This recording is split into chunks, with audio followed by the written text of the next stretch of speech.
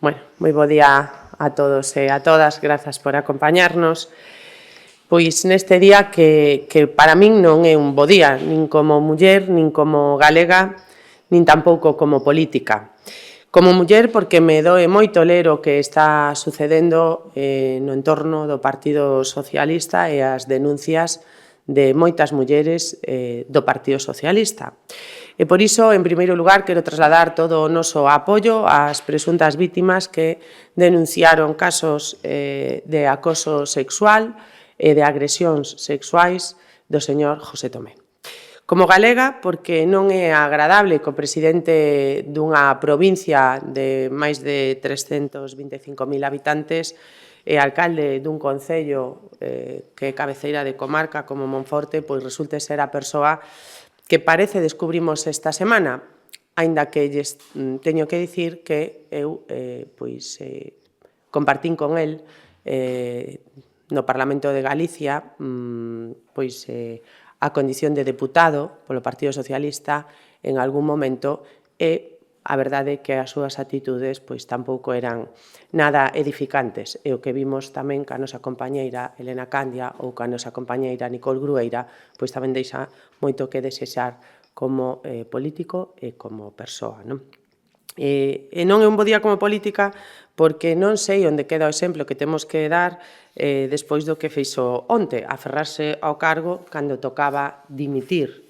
No Partido Popular de Galicia estamos preocupados porque cada vez con máis frecuencia se repite un patrón de conducta bastante preocupante no Partido Socialista, pero nese mesmo Partido Socialista nunca ninguén sabe absolutamente nada. O mesmo partido que repetiu tantas veces iso de son feminista porque son socialista. Dicían que feminismo e socialismo eran o mesmo e agora estamos vendo a verdadeira realidade do que pasaba con moitos dirixentes do partido. Comentarios denigrantes contra as mulleres, consumo de prostitución, actitudes moito máis que inadecuadas no ámbito laboral e todo isto coñecido e amparado dende a cúpula socialista. O Partido Socialista non ten absolutamente ningunha autoridade moral para falar das mulleres.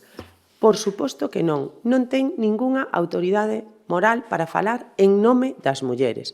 Lamentablemente, como digo, parece que hai un patrón no Partido Socialista á hora de tratar as denuncias de acoso sexual.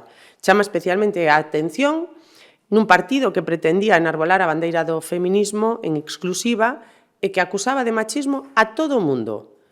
Eso parécenos dunha hipocresía tremenda. Pero, sobre todo, é gravísimo para as presuntas víctimas destes abusos.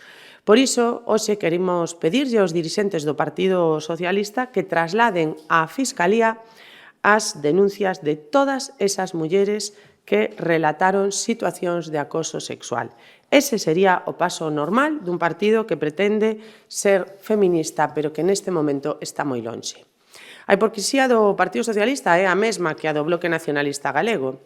Esperamos que o BNG, que hai uns días amenazaba a nosa sede de Santiago para conmemorar o 25N, que me desexou unha bomba nas miñas partes, que insultou a presidenta da Comunidade de Madrid, que distribuíu unha viñeta machista da conselleira de Política Social e Igualdade, que segue apoiando a lei do solo sí e sí e que non levantou a voz co escándalo das pulseiras antimaltrato. Esperamos que ese mesmo BNG, no que non se pode confiar, se poña na Deputación e no Congreso en frente e rompa dunha vez por todas co Partido Socialista, porque nos preguntamos que máis ten que pasar. Se o BNG realmente quere o agresor fora das institucións, está nas súas mans sacalo. Que o BNG lle pida ao señor Tomé a acta de concelleiro e, por tanto, deixaría de ser alcalde e deputado provincial se non quere que Tomé siga estando na ecuación do goberno da Deputación de Lugo. A Deputación de Lugo depende exclusivamente do señor Tomé e do Bloque Nacionalista Galego. Esa é a coalición que temos agora en Lugo. José Tomé e o BNG. E se está ben de que o BNG apoie cos seus votos a gobernos machistas.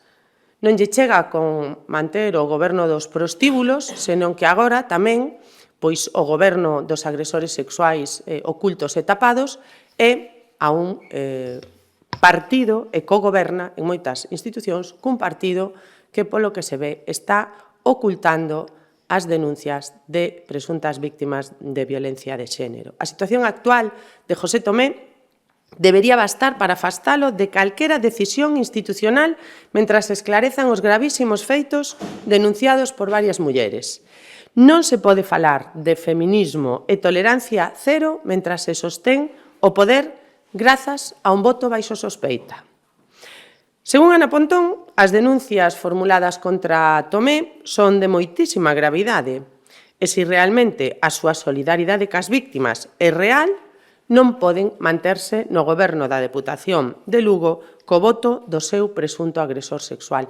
Que mensaxe lle estaría mandando ás víctimas o BNG? Lembremos que a señora Pontón onte dirixiuse ás víctimas amosando o seu apoio. Decía que as mulleres que deron o seu paso para denunciar, concretamente, e abro comillas, sabemos que non é doado enfrontarse a estruturas de poder que moitas veces funcionan como barreiras silenciosas.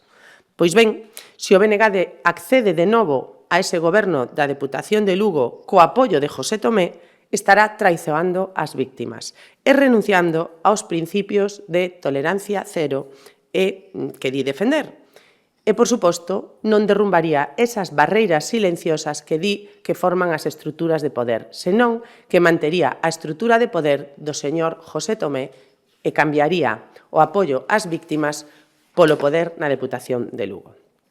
O certo é que a esta hora José Tomé e o Partido Socialista seguen sen dar explicación sobre o acontecido e sen aclarar o contido das denuncias presentadas polas presuntas víctimas.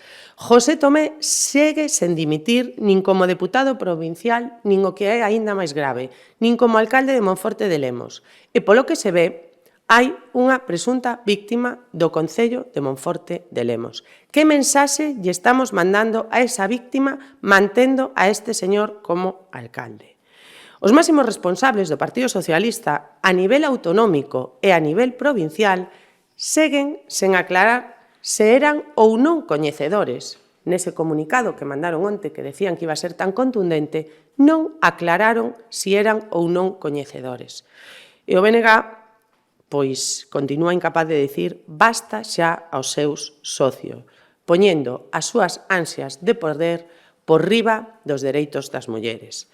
A verdade é que é unha pena que se este falando da provincia de Lugo e do Concello de Monforte de Lemos por estas cuestións e non polas necesidades que realmente ten esa provincia e que son moitas. Ben, pola miña parte máis nada, se queren facer algunha pregunta, estou a súa disposición. Dun en un, porfa.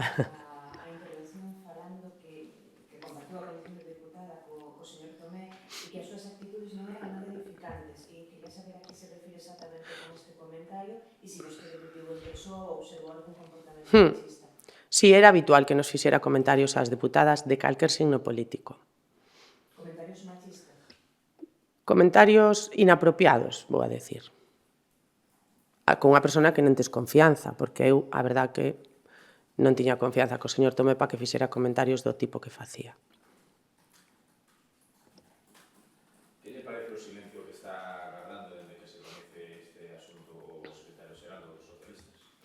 Pois a verdade é que é un silencio vergonzoso, o mesmo silencio que ten o goberno de Pedro Sánchez na Moncloa con acusacións gravísimas tamén de mulleres que pois puxeron denuncias no canal interno do Partido Socialista que estiveron meses agardando, en algún caso ata que se trasladou á Fiscalía, e aquí polo que se ve levaban meses as víctimas falando tanto co señor Besteiro como a señora Lara Méndez como a señora Pilar García Porto, e ningún deses tres dirixentes políticos fixo absolutamente nada. Eso é o que coñecemos polos medios de comunicación.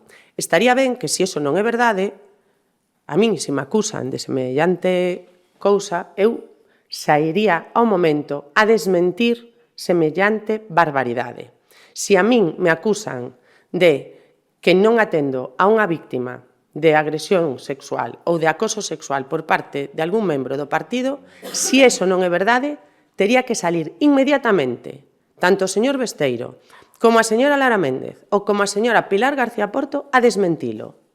O silencio fainos cómplices desa situación. Dicía o ministro Bolaños que o Partido Popular non está para dar leccións de feminismo neste caso porque no caso similar do conselleiro Villares despedirono entre aplausos e abrazos. Mire, o señor Bolaños, co que ten na súa casa neste momento, debería de facer máis autocrítica e deixar de mirar cara enfrente. Porque estamos falando do señor Bolaños que é ministro dun goberno que ten no cárcere a outro exministro que parece ser que pagou con cartos públicos prostitutas, non unha nin dúas, sino que tiña un book de prostitutas que pagaban con fondos públicos, estivo no cárcere o outro número 2 do Partido Socialista, que tamén estaba nesa mesma trama.